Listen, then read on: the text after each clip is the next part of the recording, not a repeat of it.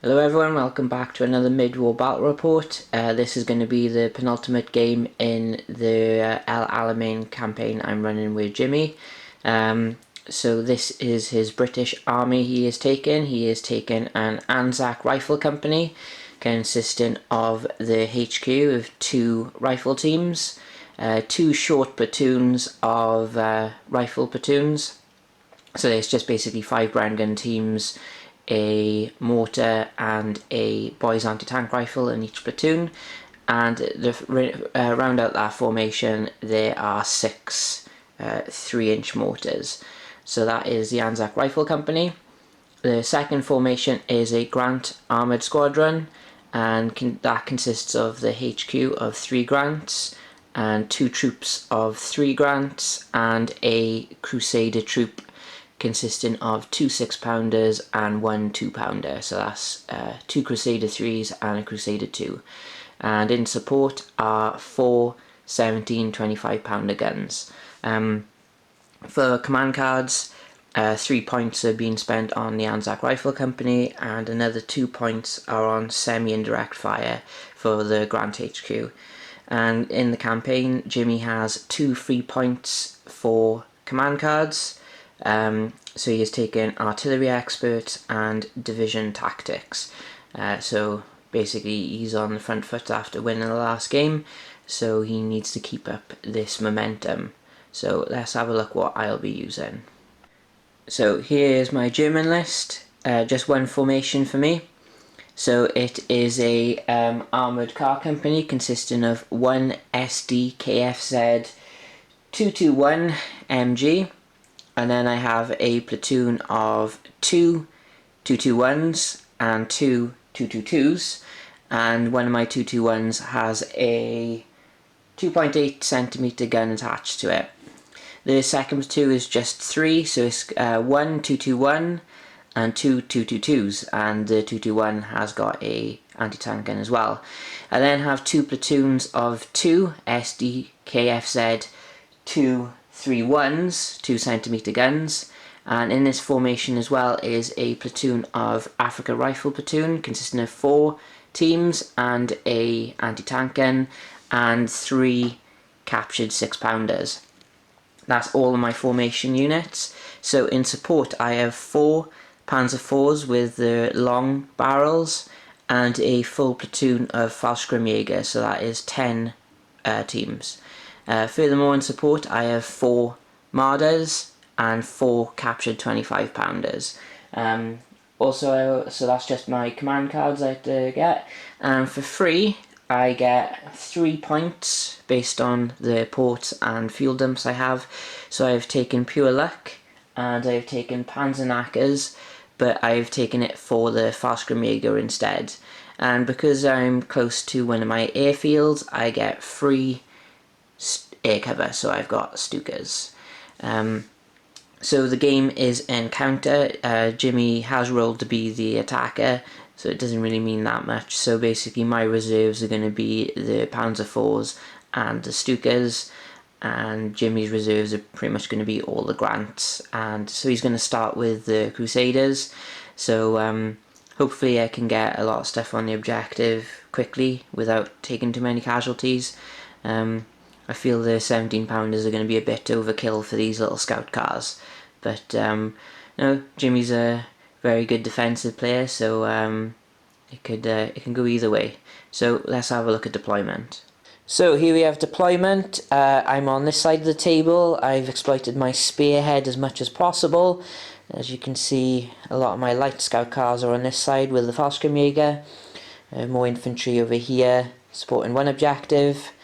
The Marders are in the centre, or well, off-centre. The captured 25-pounders are holding this objective, and I got the 2 3-1s over here threatening the right flank. Over for the British, with a lot more in reserve than me, because 3 units of Grants. We have an infantry platoon here and the formation commander, so quite a difficult objective to take. Over this side we have more infantry holding this objective.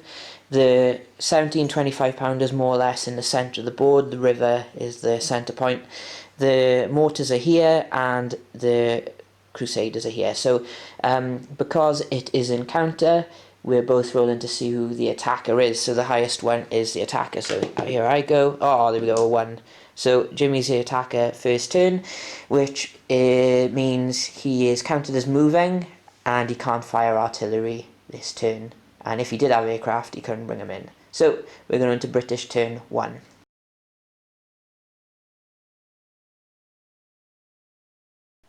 British movement, not much. This boy's anti-tank rifle has moved forward. Just a little query out to everyone. We're counting as this boy's anti-tank rifle is now out of his foxholes. That's why you put that marker. Rest of them are in. Doesn't matter for concealment because they're in concealment anyway. But what's your thoughts on this? I think it's logical that if you get out of your foxholes and move forward, you're not in foxholes anymore unless you dig in. So we're just going to put it as if he is hit and fails his save, he's dead, so no firepower. But drop a message and let me know what you lot think. And remember, this is version 4, not interested in what the other versions say. Rest of the movement is over here. The Crusaders have looped around this huge lump of rock, and we've determined only one of them can see the 231s, so we'll probably end up getting killed. So now we're going into British shooting. This is the result of British shooting. The 17 pounders overkill time. I've taken out a 231 and the Crusader 3 has missed his target, and the boy's anti-tank rifle, who charged gallantly to the front of the ranks, has missed his target also. So now we're going into German startup step.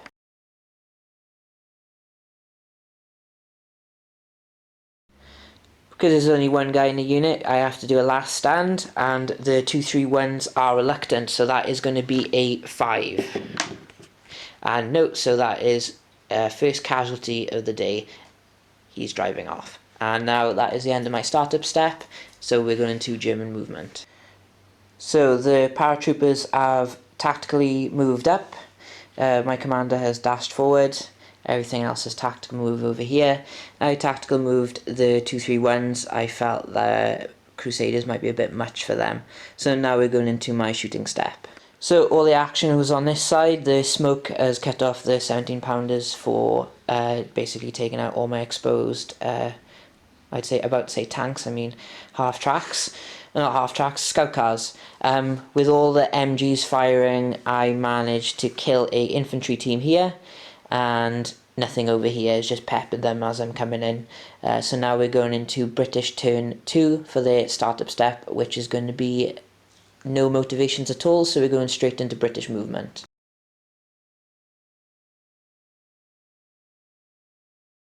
British movement, the infantry team here has dug in again, just to keep that boy's anti-tank rifle safe, and these Crusaders have moved around so they can shoot around the smoke into these scout cars here.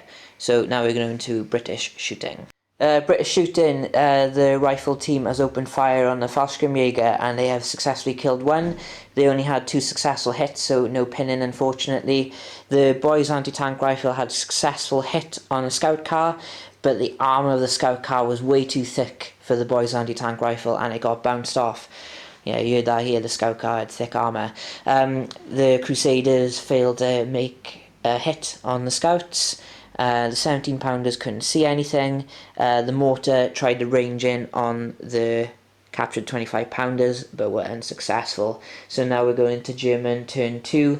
The startup step will see them be doing nothing and we'll be going straight into movement. The only thing that will change is this smoke will not be here. So German movement.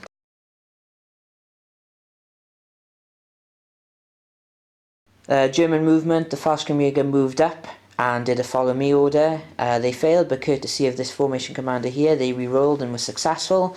This formation commander moved up, so did the scout cars over here. The Marders are taking cover from the 17 pounders, which no doubtly will be trying to hunt them down next turn, and these scouts moved into cover by here. I tried to do a blitz move with my 231s and they weren't keen, so now we're going into the shooting phase. So shooting has been completed. I have successfully pinned this unit, not killed anything. I think there's the same over here. I have ranged in my artillery on this point there, and I have pinned the 17 pounders, sorry. So now we're going into assault. I have 2 teams that can assault, so I'm going to have a little decision of what I'm going to assault with first. Going into assault step, I'm going to assault with the Fallschirmjäger first, see how this goes, and then I'm just going to give you a little recap of what happened. So, wish me luck. End of that assault, you can see there's a lot fewer Fallschirmjäger here. The formation commander is dead. He wasn't able to transfer either. Also, the infantry have taken a lot of punishment as well, but only 2 of that platoon. They're pinned and pull back. My guys are pinned as well because I took hits in the assault, but I'm in the foxholes. But obviously the British get to counter-attack this, so we're going into British turn 3.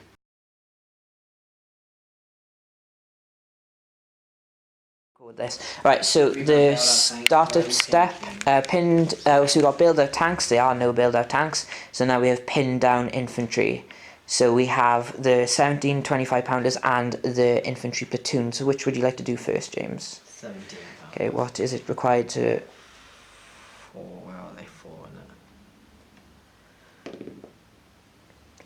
Yes, they're unpinned on a 4. So now we have the infantry here. They're unpinned also.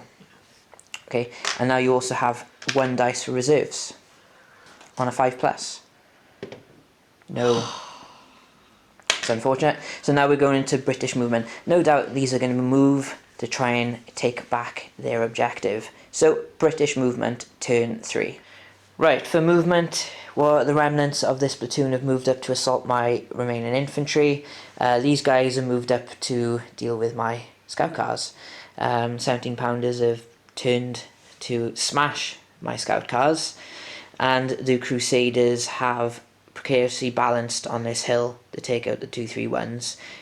They're really outgunned over here at the moment, but we're going into British shooting to see what they can do. British shooting, the Crusaders are still picking on the 231s. Another one is knocked out, so the other one will probably run away at my starting step. The mortars have ranged in on the 25 pounders, the captured 25 pounders, but no hits, so I'm not pinned. That's meant to be a gone to ground, of which I'm not gone to ground either. Over here, the infantry tried to shoot at the scout cars. They had a couple of hits, but my armour is really holding strong with these scout cars at the moment. The 17 pounders were really unlucky, they didn't hit any, and over here, no hits on my Fallschirmjäger. So we're going into the assault step. Jimmy has 2 teams that can assault, and he has to pick which one to go first. So British assault step, and we'll have a recap of what happened. The assault got forced back, so they're also pinned. I think they took about 6 shots in total. Yeah. That's a combination from the Marders as well, which were just about close enough, and 2 bases were killed in the ensuing firefight. So that's unfortunate. Jimmy did well to assault this one first, because these ones can cover this assault here, which should go a bit better for Jimmy, I reckon. So this assault next. So the assault failed.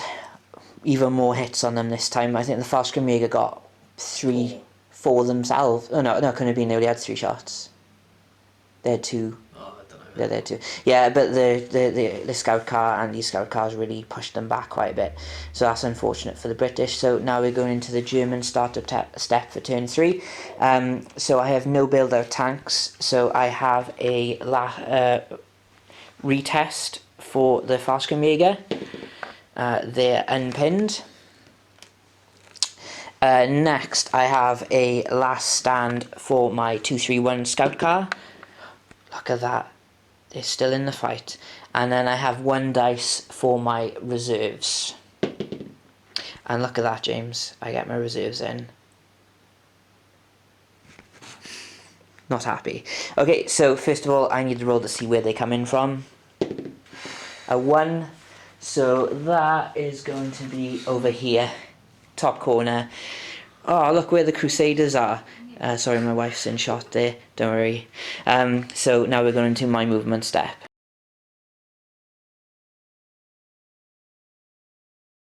Recap of German movement. Fallschirmjäger stayed where they were because they're going to be within 4 inches anyway, and we have jacked. The scout cars have moved with the formation commander to here. these scouts have moved over to this side. Marders have remained stationary. Over here, this is where the Panzer IVs moved in, right from this corner. So they will be able to see the Crusaders but some of them will be held down. One might be, they might be hidden.